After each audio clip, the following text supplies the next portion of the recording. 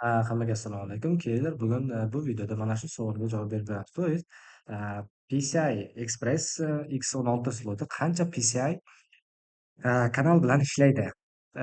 Xo'sh, PCI kanali nima va nima uchun ishlatiladi degan savollarga birinchi javob berib ko'raylik. PCI kanali bu bilsanglar agar materinskiy platada, ona platada bundagina mikrosxemasida kanallar bo'ladi, ma'lumot almashadigan joylari. Bitta kanal bu bitta ma'lumot almashadigan joy desak ham bo'ladi. To есть ariqchalar.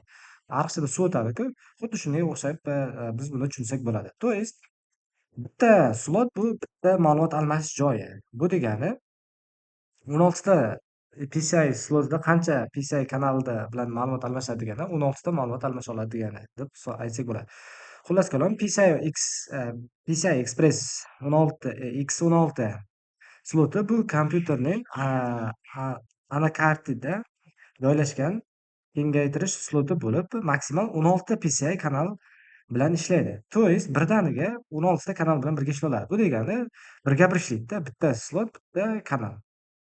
Shunday qilib 16 ta PCI kanal bilan birgalikda ishlanadi. Bu degani 16 ta ma'lumotni birdaniga jo'nata oladi. Endi bu bitta-bittalab jo'natmaydi. Bu juda tez sodir bo'ladi. Bu narsani biz fizически nima deydi, anglashga uspet qilmaymiz. Xullas kalom, javobda agar to'g'ridan-to'g'ri tushunadigan bo'lsak, PCI X16 sloti 16 ta kanal bilan ishlaydi. Ha.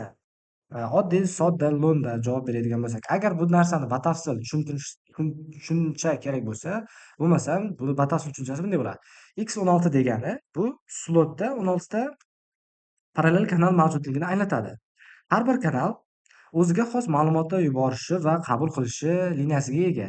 Bu degani bitta kanal bitta yuborish, bitta qabul qilish liniyasiga tengdir. Demak, X16 sloti orqali bir vaqtni o'zida katta hajmda ma'lumotlar uzaytirish mumkin.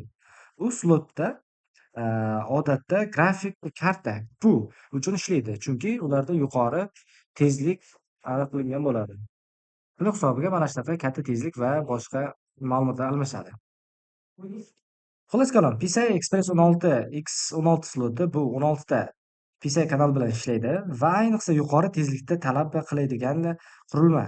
Va odatda shu matematik plata, grafik karta shular ichida bo'ladi, shuning uchun ham mo'ljallangan bo'ladi.